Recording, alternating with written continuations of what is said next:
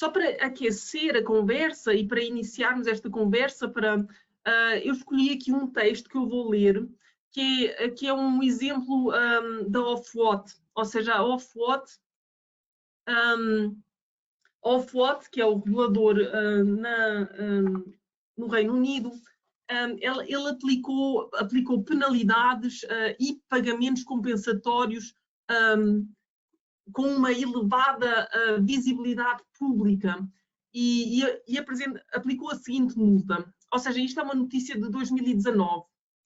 A Southern Water, que é o prestador de serviço, vai pagar 129 milhões de libras após uma investigação da Ofwat por graves falhas na operação do tratamento de esgoto e por deliberadamente declarar incorretamente o seu desempenho. No decorrer da investigação, a Ofwat descobriu que a Southern Water não operou de forma correta uma série de hatches de esgoto, inclusive não fazendo o investimento necessário. E isso levou com que houve falhas no equipamento e vazamento do esgoto no meio ambiente. A Ofwat também descobriu que a Southern Water manipulou o seu processo de amostragem de águas residuais, o que resultou em reporte de informações incorretas sobre o desempenho. Isso significa que a empresa evitou penalidades no âmbito do regime de incentivos da Ofwat. Desse montante dos 126 milhões de libras, a Ofwat vai dar um desconto de 123 milhões de libras aos clientes, através das suas contas, e vai pagar uma multa de 3 milhões. Ou seja, o desconto são 91 milhões de libras, corresponde a 91 milhões de libras que a Southern Water evitou, mais 32 milhões de libras por reconhecer as suas falhas graves. Proporcional ao tamanho da empresa, esse pacote de multas é o maior que a Ofwat já impôs.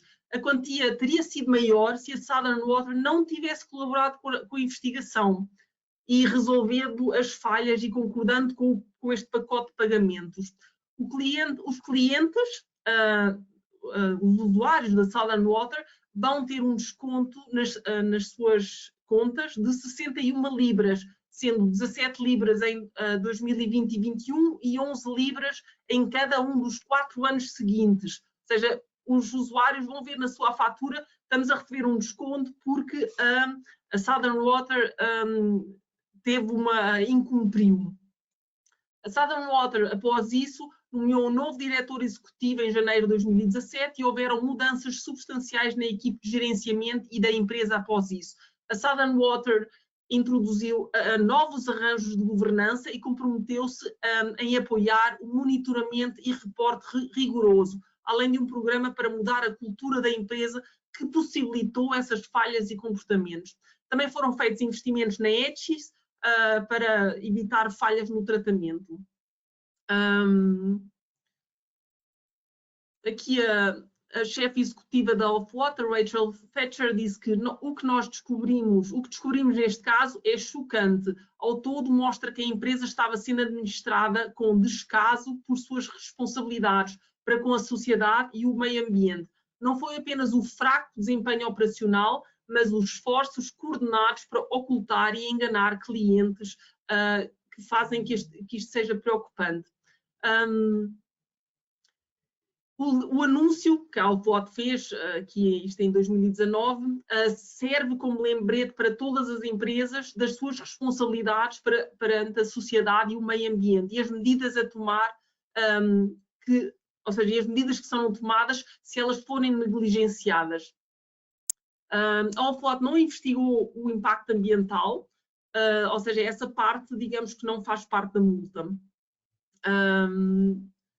E por fim, a nota dos editores, estas sanções foram deliberadas em 2019, foi o pacote de multas, é um pacote de multas que equivale a 6,7% da venda de águas residuais da Southern Water. Essa é de longe a maior multa que já se estabeleceu. A multa mais alta anteriormente foi de 3,5%. Então, tendo em conta esta história da Ofwat e, digamos, o que é possível fazer, eu queria convidar aqui sei lá, a refletirmos todos juntos se isto seria possível no Brasil, aplicar multas e aplicar multas deste tipo e tudo mais. Ok. E após, eu vou passar a palavra ao Carlos Lieblein para passar os seus, a sua visão. Bem, então passo a palavra ao Carlos, para a gente discutir depois. Boa tarde, Rita. Boa tarde, pessoal do Proeza. Agradeço mais uma vez o convite. Ao professor Rui, que vai dividir comigo esse painel, essa apresentação. Bom, queria mais uma vez agradecer o convite, falar um pouco sobre perdas. Obviamente, eu vou trazer uma visão que é mais econômica, né? A gente pode depois até discutir um pouco do que a Rita trouxe ali da Ofwat, os exemplos e o quão distante ou quão próximo a gente está dessa realidade deles aqui no Brasil, né? A ideia aqui foi trazer uma reflexão minha sobre o impacto tarifário, né? Uma questão econômica que às vezes é pouco abordada nas perdas ainda, no meu ver. Eu acho que a regulação ainda está um pouco distante de encontrar um ponto ótimo de trazer algum tipo de regulação ou de, digamos assim, de impacto tarifário sobre as perdas do abastecimento de água. Tá? Bom, então a gente vou apresentar aqui rapidinho, acho que são 5 slides para ser bem resumido. Acho que o objetivo que a gente deixou claro é mais a gente debater ideias aqui do que ficar apresentando cada um do seu entendimento sobre algum tema bem vertical sobre perdas, né? A minha abordagem aqui é mais tarifária e mais econômica para que a gente possa, junto com o professor Rui, a gente possa ter esse entendimento. Bom, trazendo aqui um custo total de uma fatura de prestação de serviços, né, de abastecimento de água, tá? Então a gente tem uma parte cinza aqui representada pelo custo do serviço prestado, que seria o cobrado, uma parte cobrada, teoricamente, do cliente por um serviço prestado efetivamente.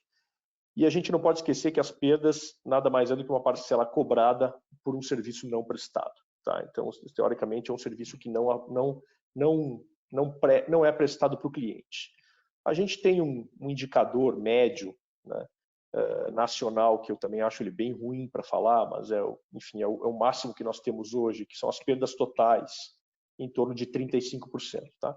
Quando eu falo de perdas totais, aqui eu estou falando das reais mais as aparentes, né? Então, eu estou falando tanto das comerciais quanto das físicas. Tá? Então, existe também esse entendimento, e depois a gente pode falar um pouco lá mais para frente do que reflete nos custos da empresa. Embora eu tenha uma opinião que também as perdas comerciais refletem no custo da empresa, porque é um consumo que ele é muito superdimensionado por um não faturamento do cliente. Então, ele desperdiça muita água no seu consumo, além de que muitas dessas ligações que são ilegais e possam ser ilegais, elas também trazem perdas físicas para o sistema. Então, você cortando elas, provavelmente você vai ter um sistema com menos perda física, porque essas ligações vão ser regularizadas de uma maneira ABNT, de uma maneira padronizada, com materiais técnicos adequados. Tá? Então, hoje, nesse exercício que eu estou colocando aqui, usando uma perda média de em torno de 35% de uma fatura de energia elétrica, a gente jogaria quais insumos que teriam impacto direto nessa perda, né? Quais são os gastos que a gente poderia estar poupando no caso de as perdas serem diminuídas. Primeiro, materiais e insumos. Então, a gente fala todos os materiais e insumos para tratamento da água. Tá? Então, a gente está falando de todos aqueles materiais químicos e outros necessários para o tratamento da água. A gente está tratando um volume de água superior ao necessário, ao consumido real.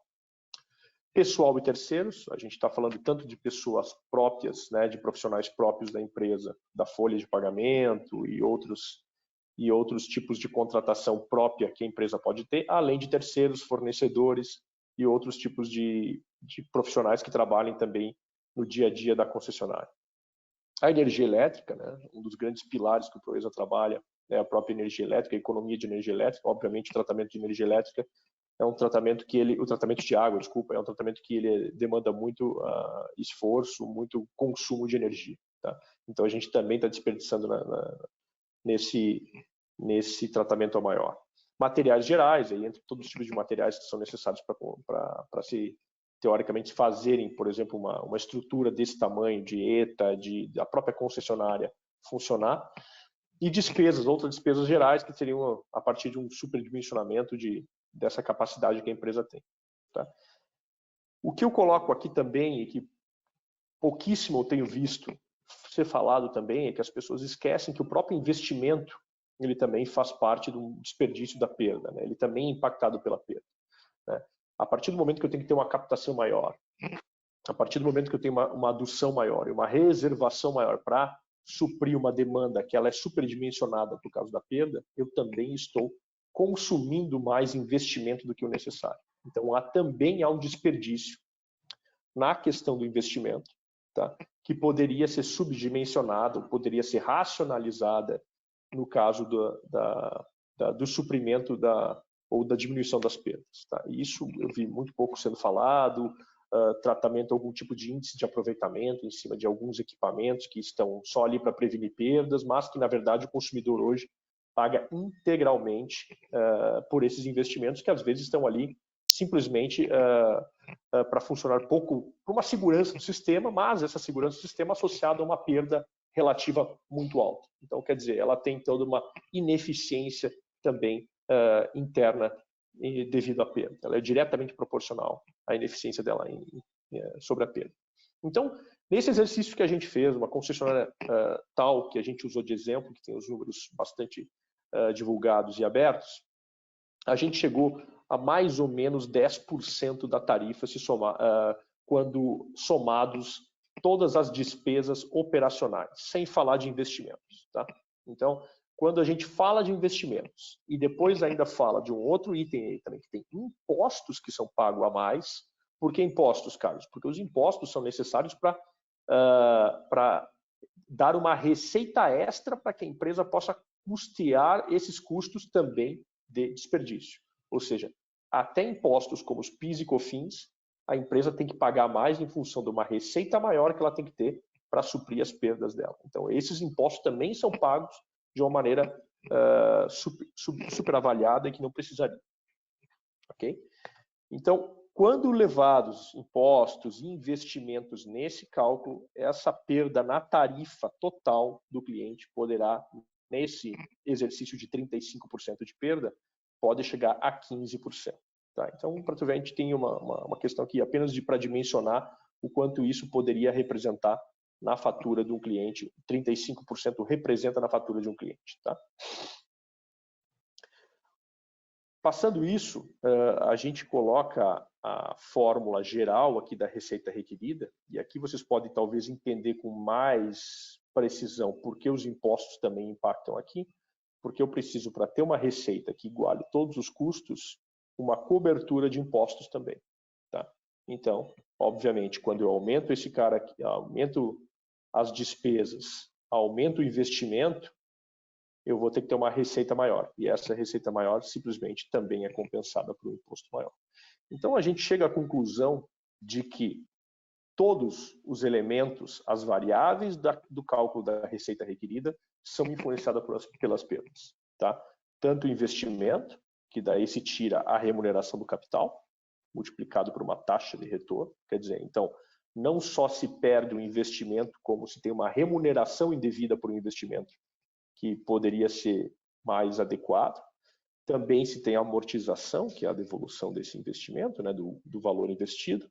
Os custos operacionais, claramente os insumos, a mão de obra, os materiais de tratamento e outras despesas necessárias, e também os impostos, como o IR e PIS/COFINS, também entram nessa conta.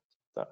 Então, a primeira conclusão aqui que a gente tem é que o percentual de perdas, o cálculo nacional de perdas que a gente tem hoje, em torno de 35%, 40%, enfim, é um indicador bem pouco preciso, ele influencia todas as rubricas da empresa, dos gastos da empresa. Tá? Então, isso é muito importante ter essa dimensão para que quando se vá fazer um trabalho de regulação e calibrar a regulação para tentar indicar um caminho para se suprimir as perdas e possa se incentivar a concessionária a ter um caminho, uma diminuição das perdas, tenha que se pensar na fórmula geral, incluindo investimentos e custos operacionais.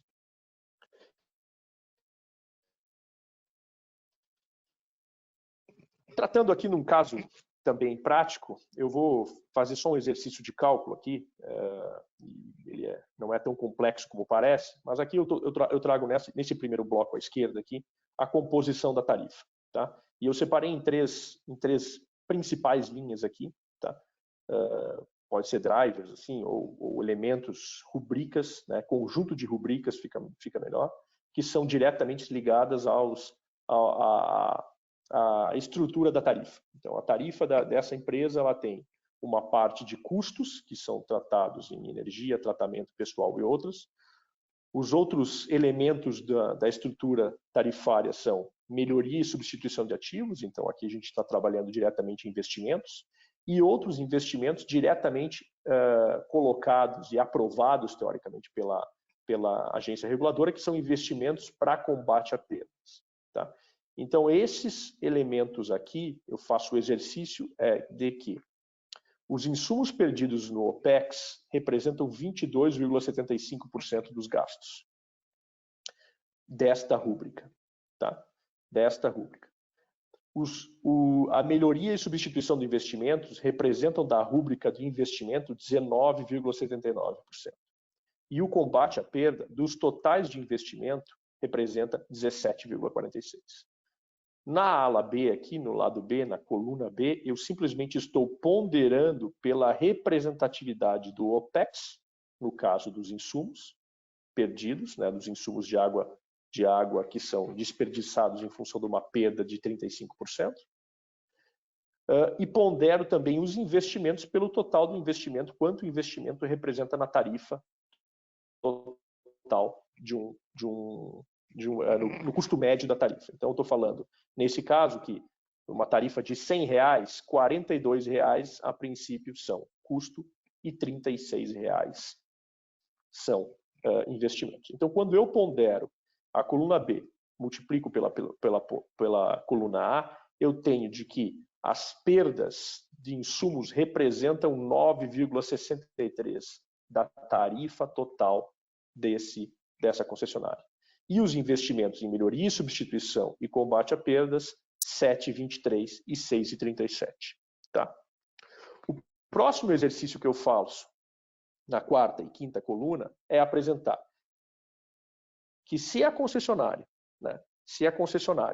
tivesse um investimento ou uma redução, conseguisse uma redução em função desses investimentos em melhoria e substituição de ativos e combate a perdas, uma redução de 5% no montante de 35%, o que dá aproximadamente 1,75%, ao final de um ciclo de 4 anos, o payback desse investimento, desses gastos com investimento que a gente está tendo, né, substituição e combate à perda, seria ao redor de 28 anos. Ou seja, então a gente está fazendo o exercício falando assim, qual é a ideia e quanto seria necessário, quanto tempo seria necessário para que o investimento em melhoria e substituição de ativos e combate a perdas, para que eu justificasse para o meu cliente que vale a pena eu aprovar esse tipo de investimento, eu diria para ele que são 28 anos e 28,24 anos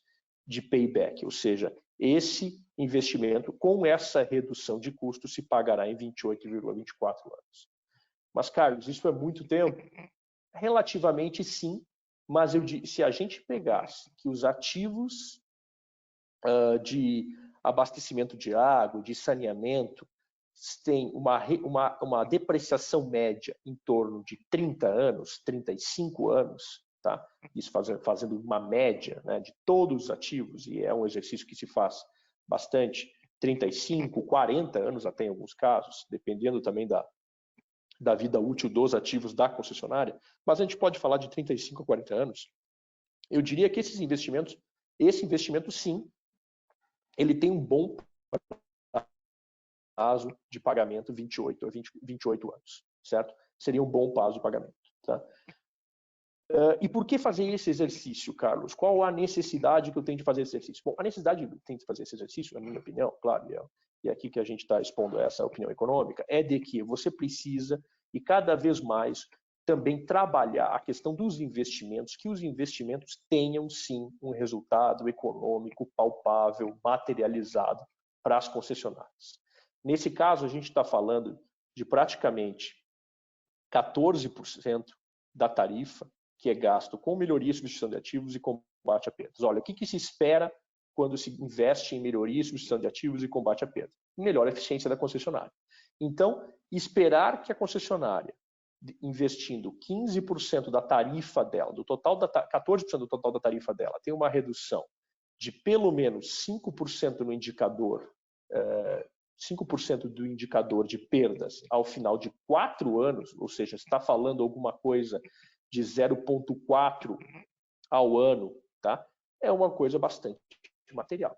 Tá? E se pode se justificar ainda com esse indicador dizendo, ó, você precisa pagar esse investimento. Se você não pagar esse investimento dentro do prazo médio de depreciação dos ativos da concessão, é porque você está sendo também pouco eficiente no dispêndio desse investimento. E daí entram aqueles conceitos que a gente já falou muito na questão da gestão de ativos. Investir bem não é igual a investir muito, né? Então isso é uma coisa que tem que ser melhorada. O setor de saneamento precisa melhorar isso com muita capacidade, com muita urgência, devido a esses grandes índices de perda que a gente tem, para prestar um serviço melhor ao consumidor. E pensando, senhores, que a gente não pode esquecer, né, que hoje todas as grandes capitais já passaram ou estão passando por zonas de estresse hídricos, ou períodos de estresse hídrico. Curitiba, no caso de onde eu falo agora, a gente está há praticamente 1 ano em racionamento de água, certo? Então, pensar que 35% em média da água que eu estou economizando não precisaria, né, ou eu teria 35%, poderia ter 35% de água a mais para que eu pudesse dispor sem racionar o cliente, é uma pena, né? É uma oportunidade perdida, e isso está acontecendo, digamos assim, a um longo prazo, a um longo tempo dentro do Brasil. Tá? Então é esse exercício que eu trouxe aqui. Assim, para concluir esse exercício, a gente ainda pode fazer uma outra questão, que é dizer que esses 6,67% e 7,55%, e que representado por uma redução de 0,48% do custo operacional da empresa, eles seriam pagos, 15% deles seriam pagos com essa redução. Tá? Então você teria uma taxa de financiamento a cada ciclo de 15%. Tá? Então, ou seja, eu reduzindo essas questões aqui de custos, eu financiaria 15% do meu investimento, tá? Que está hoje, digamos assim, sendo colocado como necessidade para eu baixar a perda. Então, a própria depois criaria um efeito, digamos assim, um círculo virtuoso de que esse custo reduzido ajudaria a financiar, sem impacto tarifário, 15% dos próximos investimentos, tá? Que seriam necessários no próximo ciclo. Tá? Então, isso criaria também uma zona muito interessante para fins de modicidade tarifária. Tá? Então, para concluir aqui esse exercício, a ideia foi trazer aqui a importância da criação de metodologia clara para a meta-alvo de redução de perdas. Então, é preciso no Brasil, tudo bem, saber qual é o nível de perdas atual, se é 35, é 40, a perda real, a perda comercial, a perda aparente, mas fazer uma curva de longo prazo. As agências reguladoras têm uma necessidade de criar essa curva de longo prazo que ainda é muito pouco mensurável, tem uma dificuldade muito grande de mensurar e de ser calculada a cada ciclo, para que a gente saiba aonde as concessionárias precisam chegar, qual a direção que as concessionárias precisam trazer. Essa metodologia ou essa meta também seria muito auxiliada agora com o trabalho da ANA, que está sendo em audiência pública e que é teoricamente o calendário que a ANA dispõe a colocar indicadores de perdas para o setor de saneamento. Um segundo aspecto é estabelecer cálculos claros para mensurar o impacto e efeito tarifário da redução das perdas. Uma vez que a gente tenha, então, esses 35%, 40%, o nível de perda determinado da concessionária, é saber qual é o impacto que a redução dessas perdas, ou qual o impacto que é esperado com a redução das perdas nas tarifas. Tá?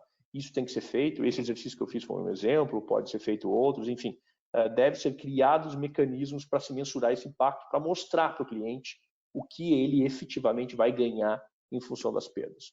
Na verdade, o grande beneficiado desse esforço tem que ser o cliente, tá? Não só em nível de serviço, como também na modicidade tarifária. Tá? Uma segunda questão que eu tenho que criar mecanismo de incentivos. Né? Uma vez traçadas as metas de perdas e aferidos os efeitos da redução no cálculo da tarifa, deve-se criar uma metodologia também de incentivos para as concessionárias. Então, quer dizer, eu preciso dividir parte dos ganhos que elas estão tendo, porque vai ser necessário um esforço, investimentos estão sendo aprovados, como a gente colocou aqui nesse exemplo dos investimentos em perdas, mas eu preciso criar uma metodologia para que, se a concessionária cumprir mais rapidamente aquele meu cronograma de queda de indicador de perdas, eu possa dividir isso com ela e ela possa ter um retorno financeiro. Quer dizer, eu preciso criar mecanismos que, ao mesmo tempo que eu cobre ela, mas que eu crie espaços para que ela cumpra com mais capacidade ou com mais velocidade aquilo que está sendo estabelecido e que ela possa ter algum ganho com essa eficiência que ela teve nesse cumprimento da meta. Bom, senhores, rapidinho, era essa a minha intenção hoje, era essa Carlos, posso reflexão os que eu queria colocar. slides?